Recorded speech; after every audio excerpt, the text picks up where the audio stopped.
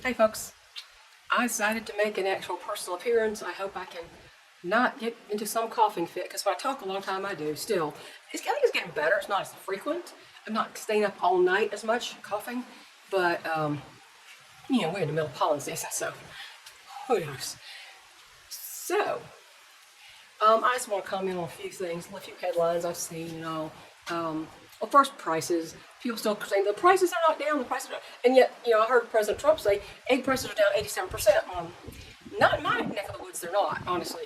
I think a lot of times those prices come down faster in the cities and the suburbs than they do in the rural areas. I think that's part of the problem with that. And like that big carton of 60 eggs that you get at Walmart, they went all the way up to like $30 for the 5 dozen in there. And they come down about a month ago to $25, and they're still $25. Still way too expensive. I think I purchased that for $10 within, I don't know, the last year. I purchased that for $10 for 5 dozen eggs at Walmart. And there was a package of brown eggs in one of the paper cartons that I swear looks like they got it from some local person because the eggs are some of them right side up, some are upside down, some are really smaller than they're supposed to be for the carton, and it's almost like somebody packed it locally. They were 67 cents a dozen, and they've got up to like $4 a dozen or something now. But 67 cents, I don't know how they were even doing it then. But no, prices haven't come down. The real estate prices are out of this world, insane. In my area, I keep getting these real estate calls, and they're still calling, and they're calling and sending letters constantly about one of my extra lots. Either one of them. Mostly they want the one in which 1.77 acres. They want the big square bottom lot.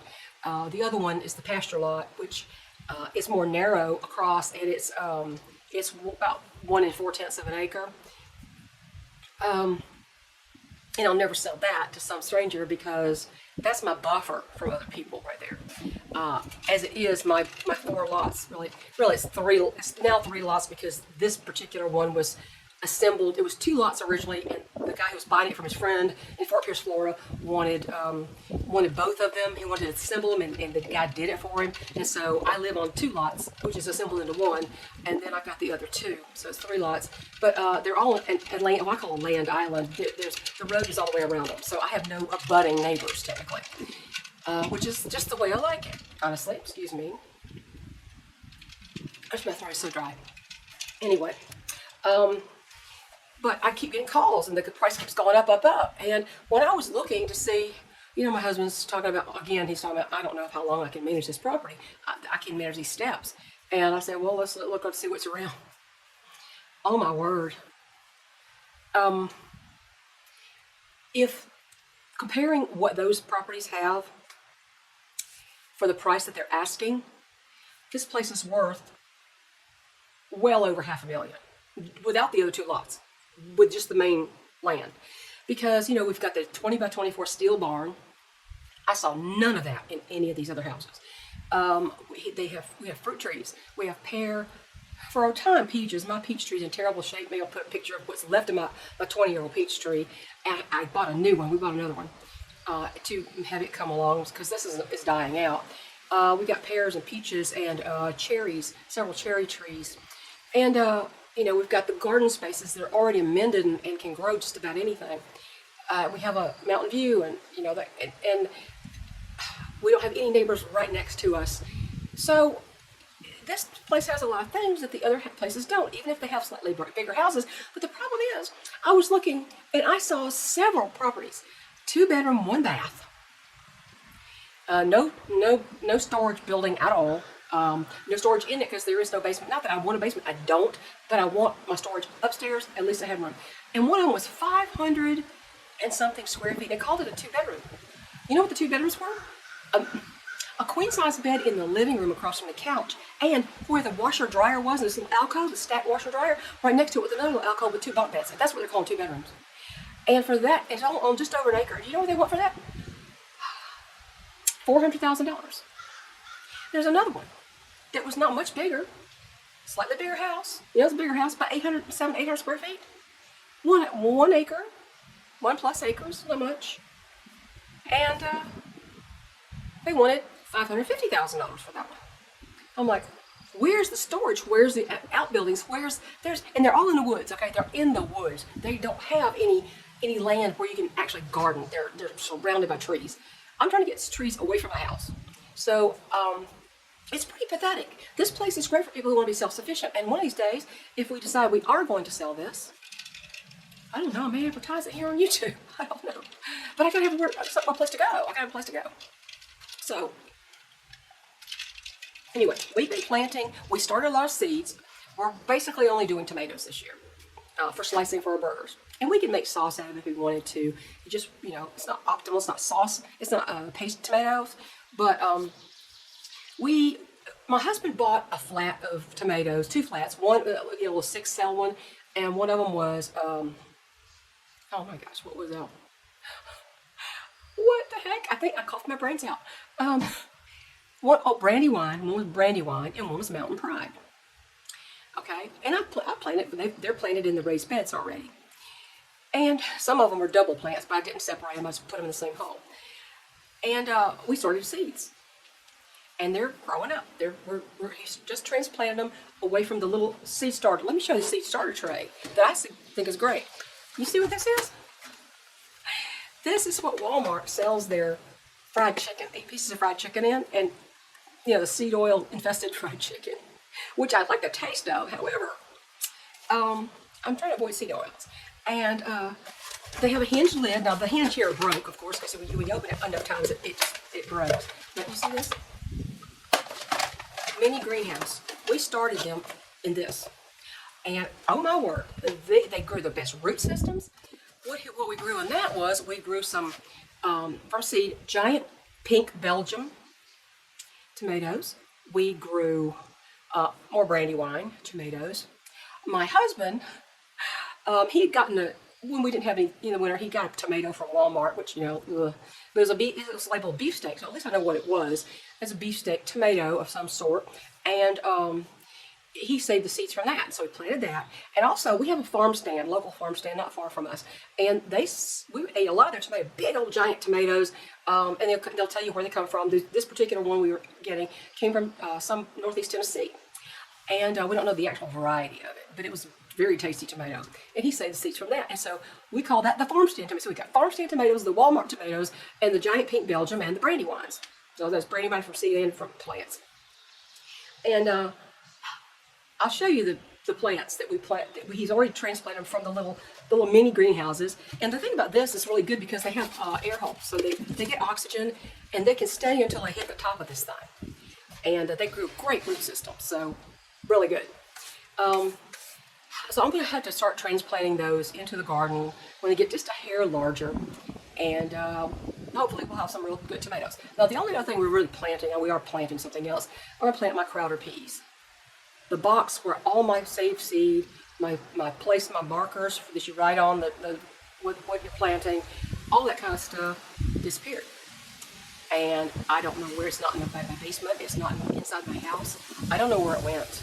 And it was full of all kinds of supplies, and it's gone. It's gone. I happened to find a couple of bags of my Crowder peas, which are an heirloom variety Crowder peas. It's also a family heirloom. I've told you this before, where it comes from my grandfather's farm originally. And the first ones I planted here, they came from a jar of 10 or 15-year-old seeds, and they germinated. So, oh gosh, the pollen stuff is flying everywhere. Oh.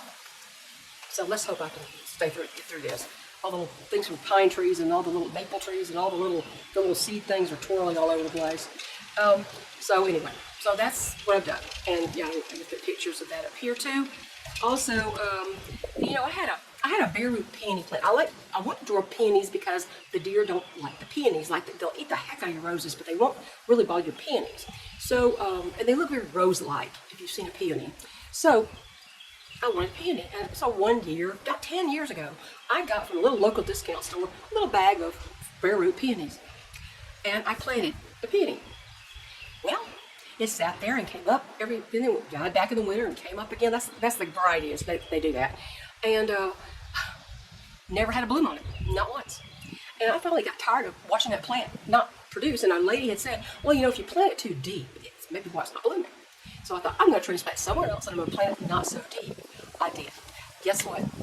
it has bloom on it for the first time in 10 years of life, and it's thriving where I put it.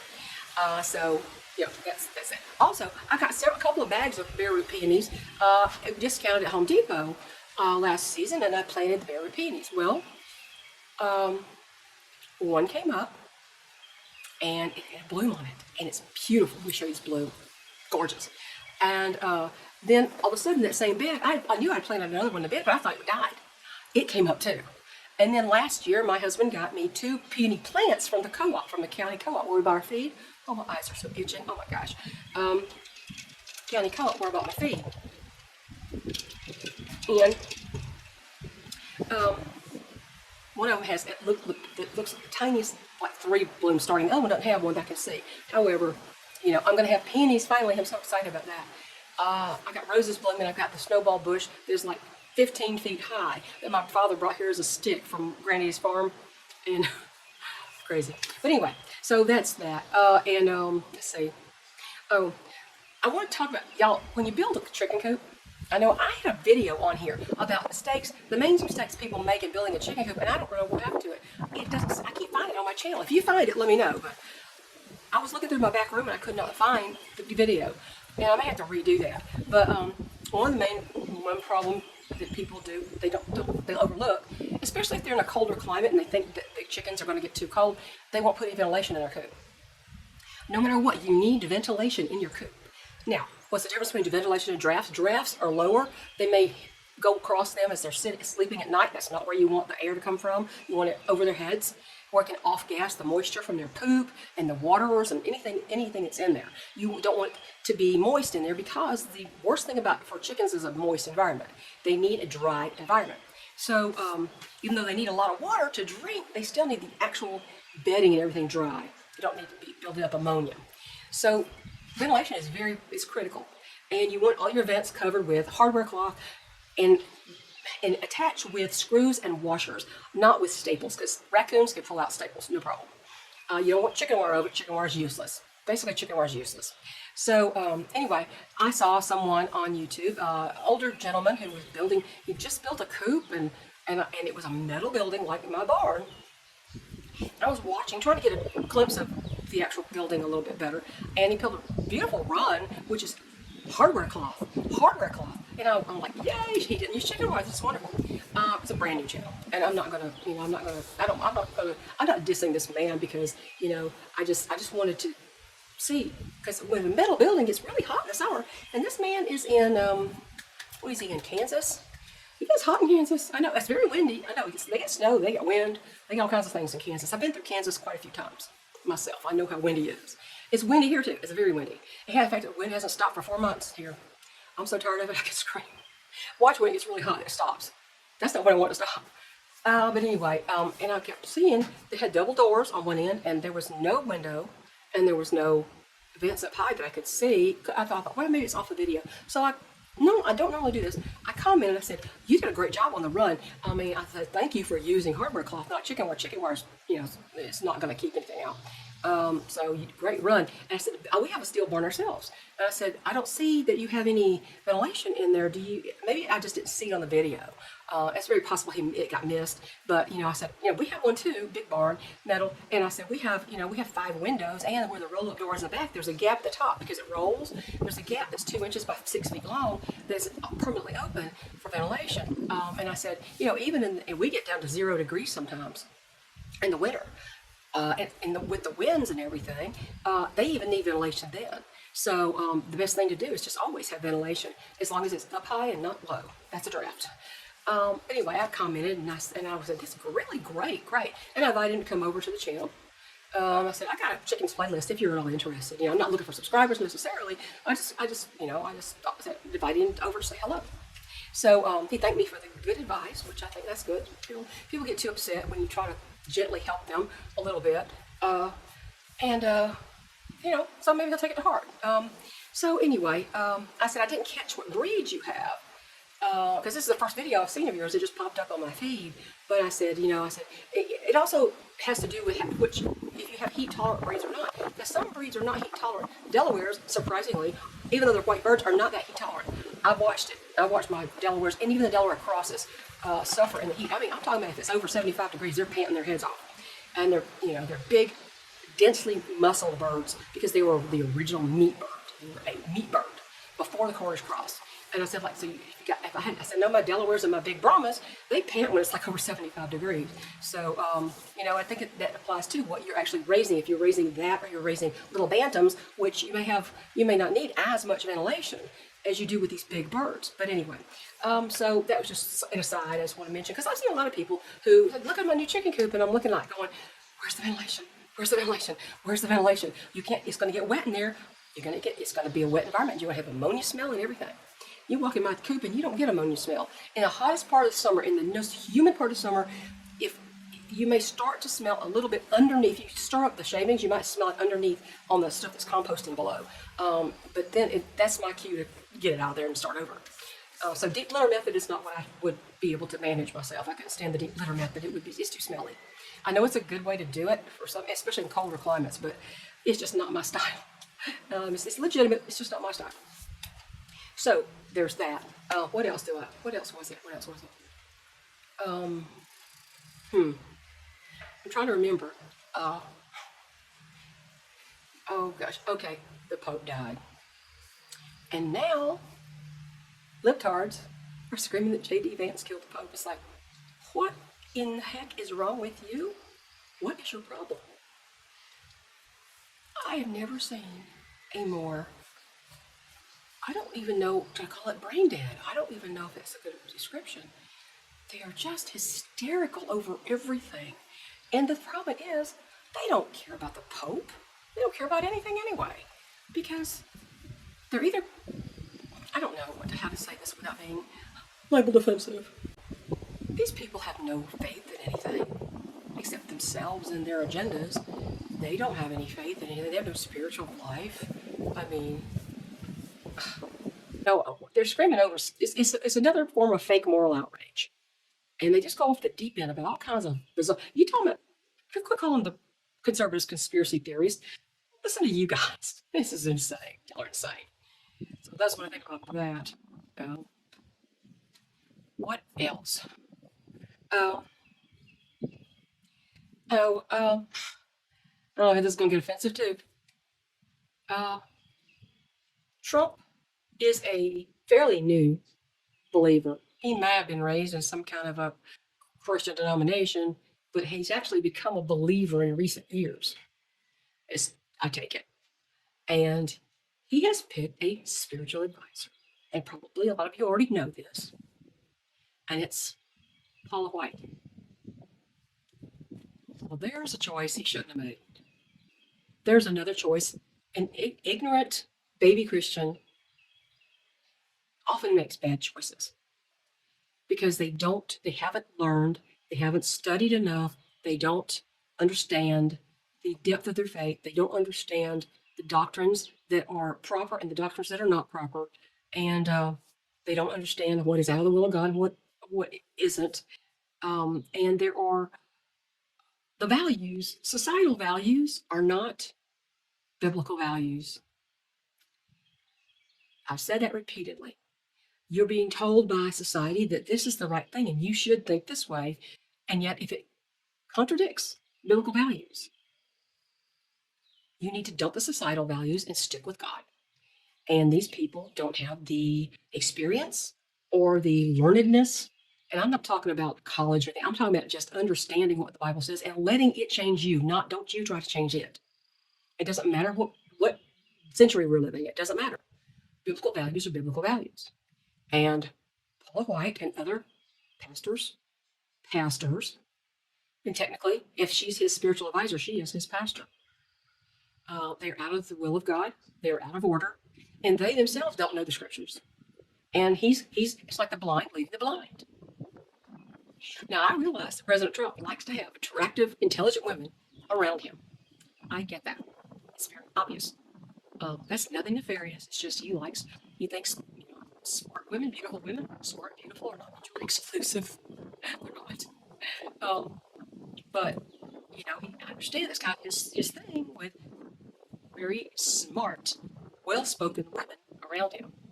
Well, You can be well spoken and you can still say the wrong thing. You can still speak lies and deception, and the truth is not in you.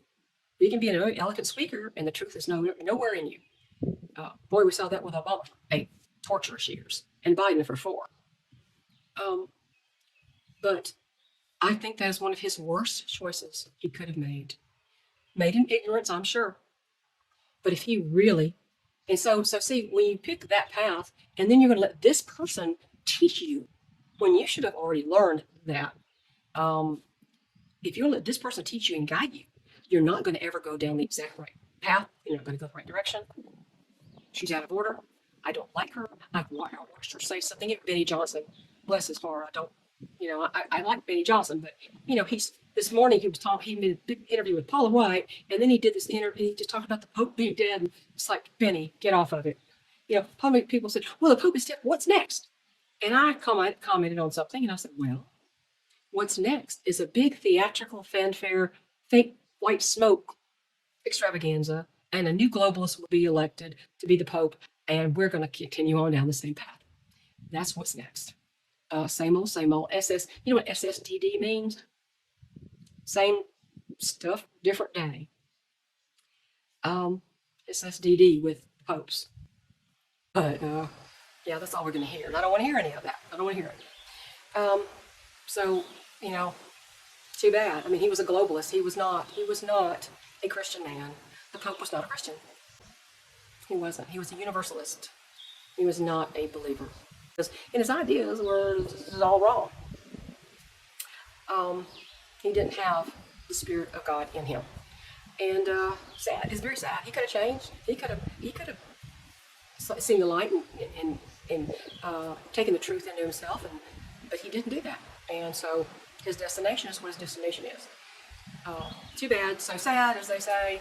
But next, and let's see what happens next. I don't really care. Do you know what? I try not to.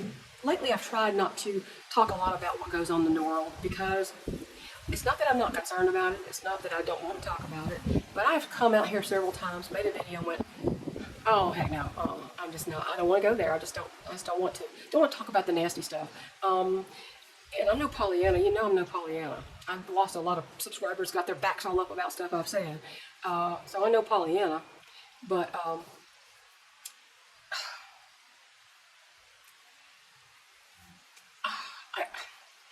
I just didn't talk about things too much. And I just talked about 2 things here that probably is going to people go, oh my God, how could you say that? No.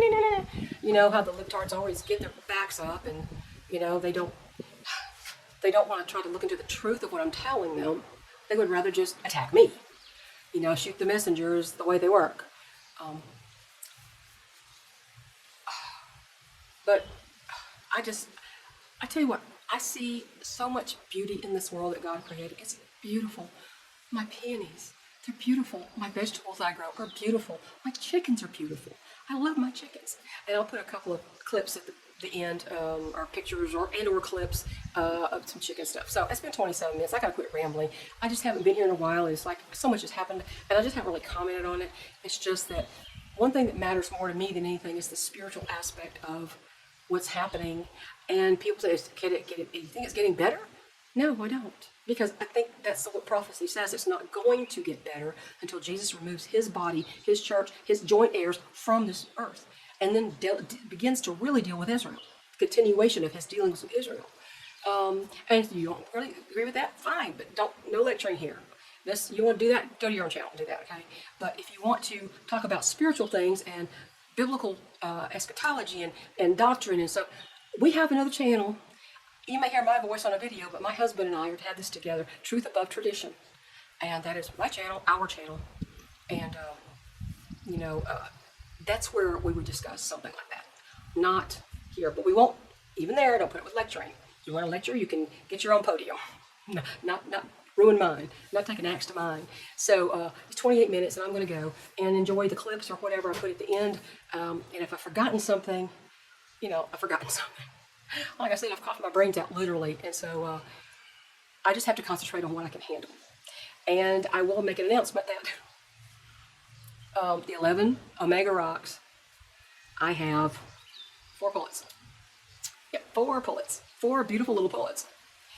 And yeah, I'm going to, I got the names for the boys, and I'm going to have to get the names for the girls. I have one name that has to, I named one after my aunt, and I adored her. She was the most lovely person in the world. My husband met her early in our marriage, and she was just lovely and accepting and precious, and so I have to name a chicken after her. And I met another lady online, and she had one of these names, and one of my aunt's names, and I would have to, you know, I said, oh, I don't see people with that name much anymore. So anyway, that's what's going on here, and I guess I'll talk to you guys later. We'll talk about more chicken plans and stuff, and I may put something at the end here, so it's going to be a long video. I may put something else at the end about the chickens, clips and whatnot, so stay tuned, and I just want to check in. You know, hope everybody's doing well, and stay cool, because it's getting hot. Doing in here? What are you doing? Cricket's not usually testy with me. This must be Dove. Cricket's not usually testy with me at all. She doesn't scream at me. She doesn't peck at me. But this girl is likely to. I can't tell them apart unless I see Cricket run. But that behavior is Dovey. It's Broody Dovey. That's Broody Dove, right? Is you Broody Dove? Are you a Broody Dove? She's a sweet girl. But she's fully hormonal at the time. I don't have any. I need eggs, girl. I don't need nobody sitting on a nest of air. I need some eggs. Only a couple of the bantams. And that's it. Are laying in here. That's it. Because everybody's molting. So they'll stop when they molt. They stop when they go broody. I'm having to still buy store eggs. I don't like it either. Pale, anemic looking things inside. No orange yolks, no big viscous whites, just pale and anemic. That's the only thing word I can think of. But anyway, that's the crazy broody girl. You are crazy, woman. What is wrong with you? Stop this. Are you waiting for that broody crazy girl to get out of that nest so you can attack? Pounce, rather, not attack, but pounce. I wish your brother hadn't taken off half of your left wattle. You're so handsome. Yes, and you're very talkative too. Yeah. You don't like the paparazzi either? Hey, kids. All right, y'all. It's official. I have 4 pullets out of 11. I'm going to keep 2. I wish I could keep 3. And the others are going to have to be sold. And I mean sold, not rehomed, because these are expensive. You don't usually get these quality birds for free. Even the males, they need to. They can improve anybody's barred rot flock, honestly. So, you guys, where are you at? Come here. Come here. Come over here, you guys. Come on. And the gymnastics continue. There's almost no dirt left in that pan. I have a red light on because it was cool last night, but I'm about to turn it off. I'm going to have to change it to a reptile bulb, which is a lot less heat, but it does have a heat spot if somebody needs it. So, Bash, please. Bash is alive. You heard that. Hey, you guys, what you doing? They are a bunch of hoodlums. Well, anyway, so I have, I have one of these pullets. It's going to have to be named after my aunt.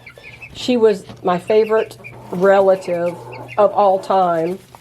And, yeah, I'm going to have to name one of these. Yeah, Bash. Sebastian quit. And they're all over here. This is why they're all over here looking out the door. That's why they're not in front of the camera. So, one of these pullets is going to have to be named after my Aunt Ethel.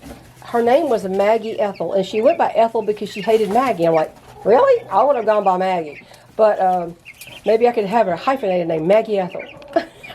I don't know. But, so I'll have to name 3 of the other ones just so I can, when I can distinguish them apart, that is. Anyway, they're doing fine. Okay, Sebastian. Is this where Sebastian normally stays? Right under the nest box? Yep. Almost all day. He doesn't stay out more than 10 minutes and wants to go back in. What do you think about the babies, Raina? You don't want any of those, do you? Nah, you don't want none of those. Nah, you don't want none of those. Good girl. Good girl. No more broodies for a while, even though I have one that's still broody. I don't know if it's Cricket or Dove. I can't tell them apart unless I see Cricket run and waddle like Forrest Gump, like Forrest does over here. I can't tell Cricket from Dove. I swear I can't. And not anymore. They look just alike. It's just that Dove doesn't have the hip deformity than Cricket does, a slight one. Hey, Gunner, look at the babies. Hey, Gunner, look at the babies. Look, Gunner, look at the babies, Gunner. You want to herd these things yourself? It's like herding cats, I have to tell you. Yeah. Such a good boy. But you'd be a good daddy. Because I'm going to have to keep these males for quite a while, and they might get up to breeding age and start harassing the girls. Now, this used to be where Bodie was. I'm going to, if the boys are a problem, which they will be when there's 7 boys and 4 girls, this is the pen they're going to be in. Rest in peace, Bodie. But thank you for figuring out a pen for me. I just hated he had to go that way. But anyway, yeah, so I have this 5 foot by 8 foot pen for the extra males. Well, all the males. I'm not going to put one in there and then try to add another one in there with one that's already established that those are his girls. They have to stay together. So I've got to wait quite a long time before I can choose my male. I'm going to keep 2. I could keep 3, but I don't think that's a good idea. I mean, a good idea breeding-wise. I'm going to keep one from, hopefully, number 1 and number 3 pens, Jamie's pens, not my pens, and the number 7 pens where all the girls came from. So, Jamie gave me advice on which one, pick the males that are least related to the girls, which would be pens 1 and 3. I'm going to try that, but pen number 1 only had 2 chicks in it, and one of them was the little one. And he's still kind of little. So, he's probably not a keeper, but we'll see. We're not there yet. They're only 3.5 weeks old. Thank you, Mace. Commentary from the peanut gallery over here. So that's the freed up pen for the bachelor pen.